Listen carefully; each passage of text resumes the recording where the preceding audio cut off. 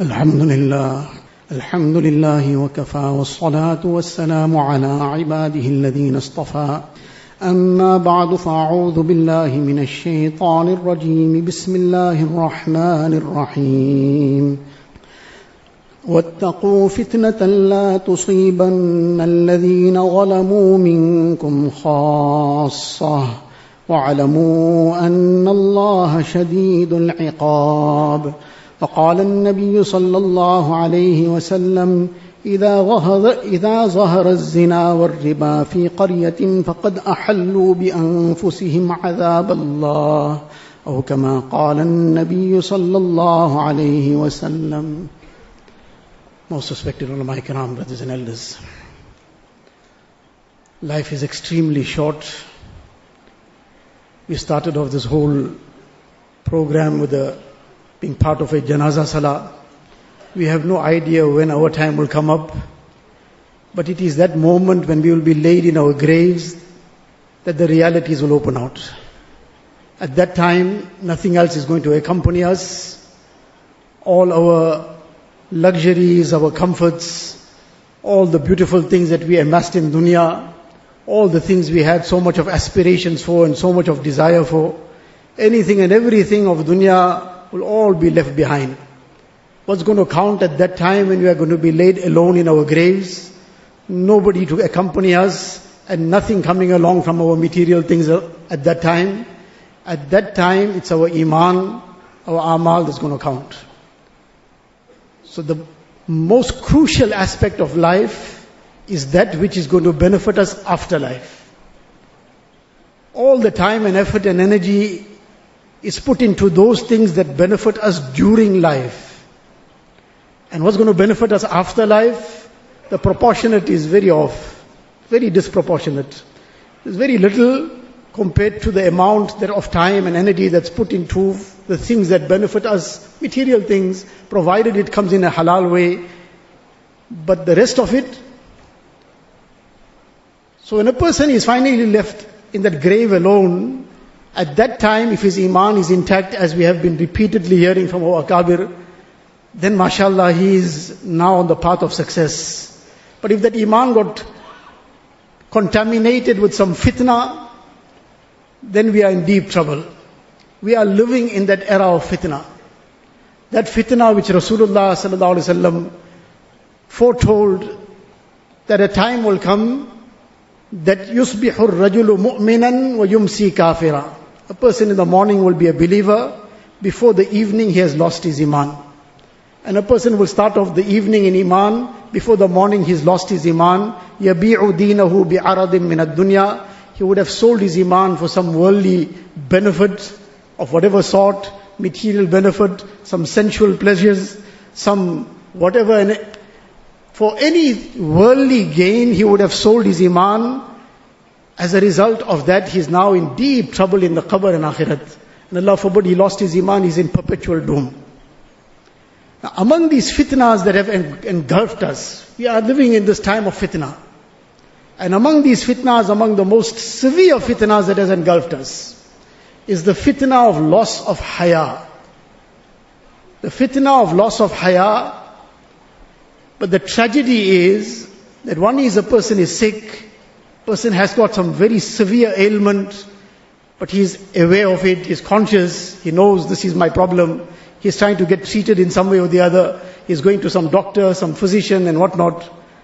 So that is still, though it's a very severe problem, but it's still something that the person is conscious of it and is trying to take steps to try and remedy it. But the most severe problem is that a person might have an ailment which might not be extremely serious, but he's not even aware of it. That ailment will take his life and he won't even realize that this was my problem. It's lurking in him, that cancer is spreading or whatever it might be, but he's oblivious. He has no idea what's going on. And until it's too late, when it just explodes, now it's too late. Likewise, the loss of haya is among those tragedies that such a severe ailment, such a terrible spiritual malady, that a person has lost his haya. But the most severe problem is that we don't even realize what's going on. We're not even conscious of this. That what a terrible Disease has set in. That immorality, that shamelessness that has come into our hearts, into our lives, into our homes, into our weddings, into all the kind of things that happen around us. And we are oblivious. We have no idea what's going on. We don't take it as anything wrong has happened. That is the bigger disaster. That is the worst thing. Then the other part of it is sometimes a person loses something. He lost something of tremendous value, but he doesn't even know what he lost. Give a child some very precious diamond, priceless pearl in his hand, and he went out, somebody showed him an ice cream, he was ready to give the pearl for the ice cream. He has no idea what he gave away. He doesn't realize what a wealth he has lost. Likewise, this wealth of Haya is gone to a very large extent, and we don't even realize what we have lost. It's like one of those things has happened. But it is a very, very precious wealth. How precious? That in one hadith sharif, Rasulullah sallallahu alaihi wasallam says, "Innal imana wal haya'a qurina jami'a, idha rufi'a ahaduhuma rufi'a al-akhar." That iman and haya, they are joined together. Iman and haya are together. When one goes, the other will leave. It's not possible that a person has lost every stitch of haya and iman will remain. When haya has gone in its entirety, then iman will also follow very shortly. That is how crucial haya is. This is a very protection of iman. And we've been hearing from our akabir just now, Hazrat Mufti Sahab and Hazrat Abdul Haq Sahab, they have been repeatedly giving us this message of the importance of keeping our iman pure and intact. And if this haya is lost, this iman can't remain intact. If this haya is lost, this iman itself can't remain. When the haya goes, the iman will go. This is the words of Rasulullah sallallahu alaihi wasallam. And the tragedy is that the haya is lost. We don't even realize what we lost. Like that child who doesn't have any sense. He's given away that priceless pearl and he's fine with it because he got an ice cream. We've lost that haya and taken all the immorality of the West. We're very proud about it. Let's see how I'm dressed also in style. Look at my wedding. It was one of its kind. All the music and the dancing that took place and all the immorality and shamelessness took place. This has become a point of pride that it will now be then, it will be circulated on social media with pride. La hawla wa la quwwata illa billah. This is the level that we've stooped, where the sin has become a source of pride. And how this came up? Due to the loss of haya. That shamelessness is gone. That shame is gone. Shamelessness has crept in. So now anything goes. The aspect of haya, this is just one example to understand it. The bark of a tree. Sometimes you get very huge trees. That trunk of the tree is 2-3 meters wide. The 3-meter wide trunk, but the bark around it is 3 centimeters thick perhaps. But if you take that whole bark out, then anybody who's familiar with this kind of thing, he will tell you this tree is going to die. This tree will dry off and it will collapse, it will drop. One gust of wind will come someday, after it's dried up, it will die, it will be killed.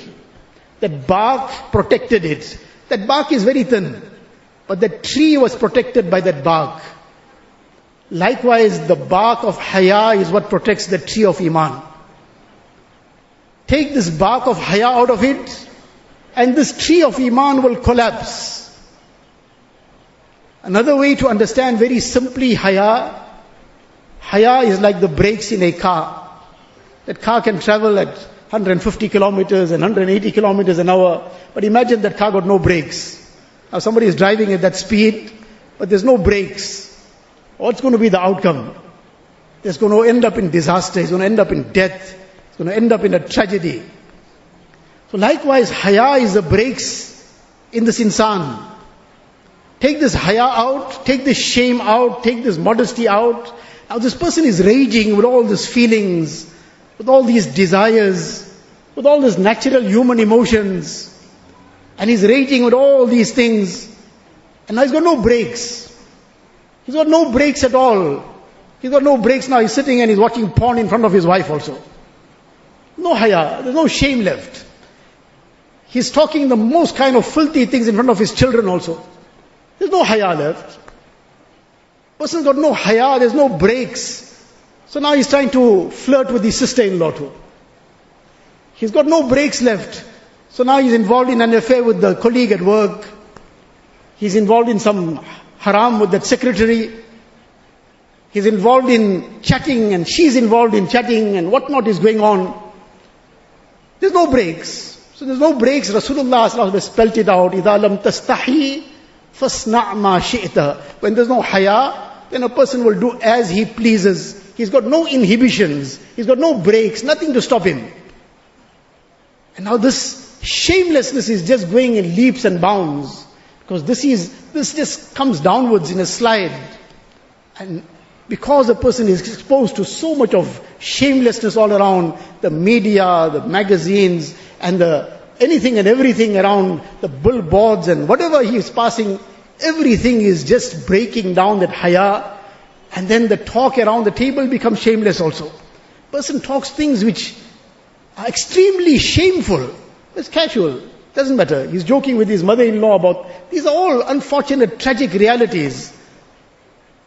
Person is joking with his, just like nothing, it's all fine. Why it has become fine? It's not fine.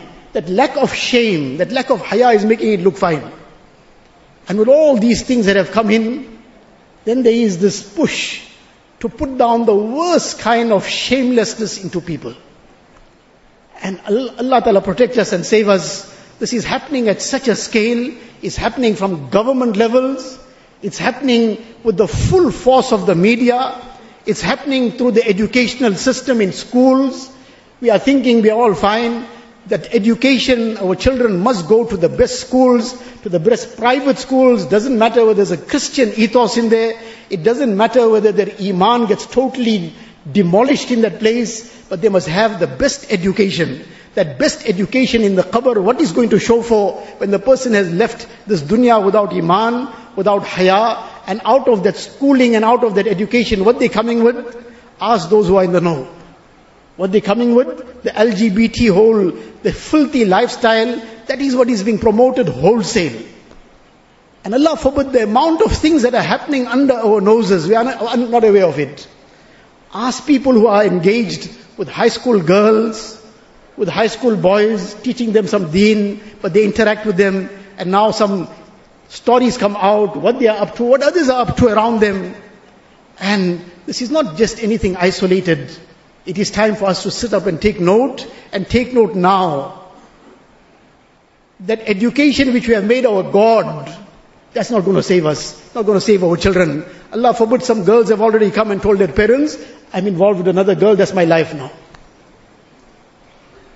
And the worst thing is that we have started taking this to be, well, okay, one of those things. Somebody mentioned some woman put onto some group, some social group of hers, of Muslim woman, that I am totally overwhelmed, I don't know what to do. Please somebody advise me.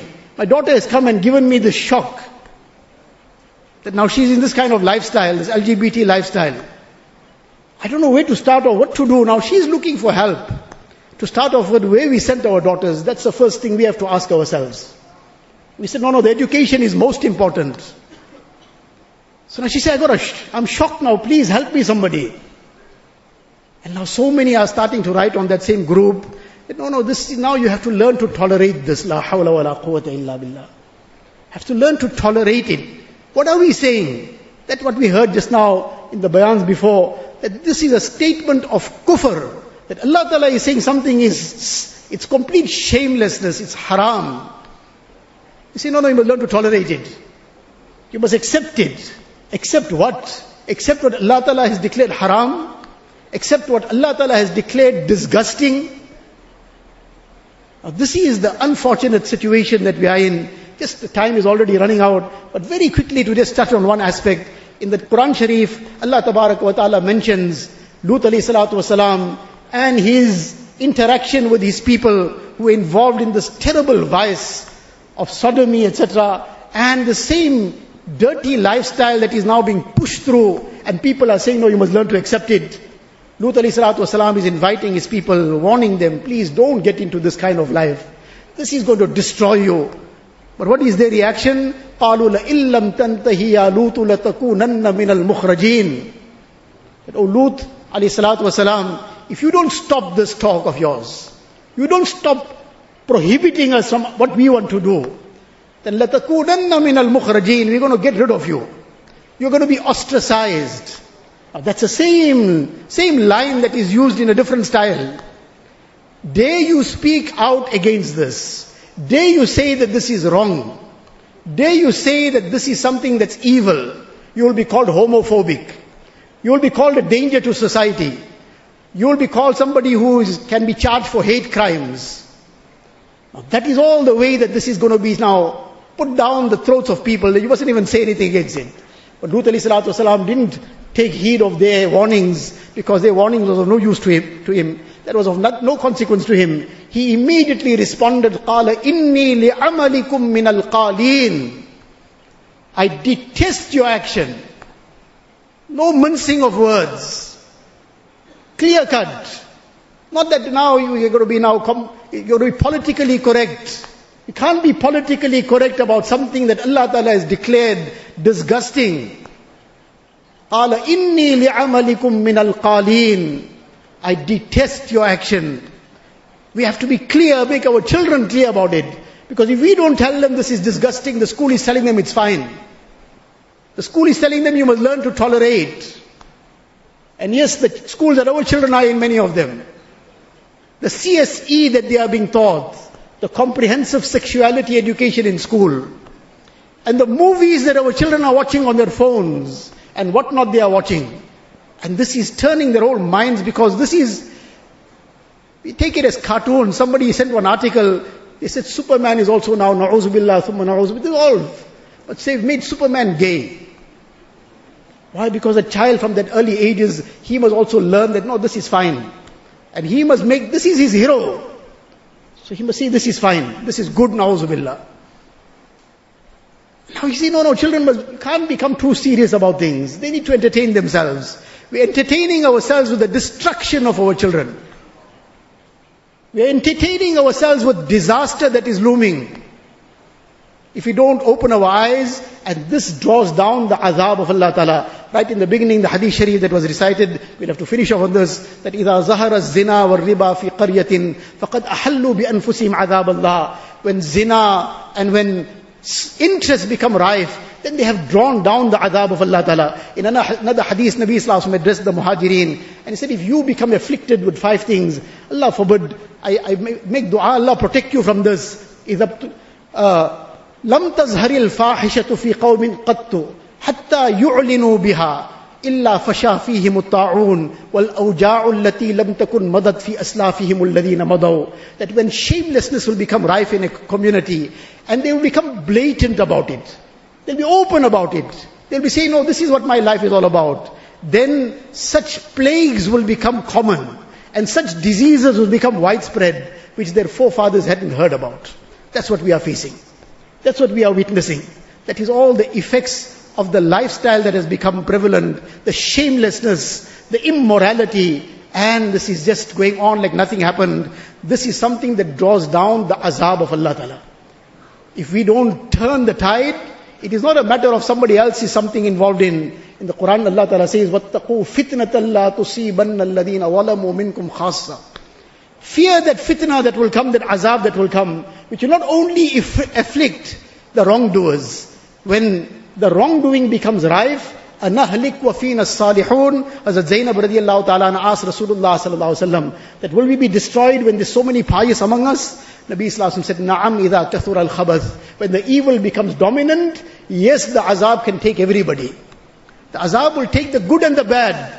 Then on the day of Qiyamah, the good will be sifted from the bad. The good will be rewarded for the sabr also they made. And the bad will be where they finish off. But in dunya, when the azab comes, he'll take everyone. Allah Ta'ala protect us and save us.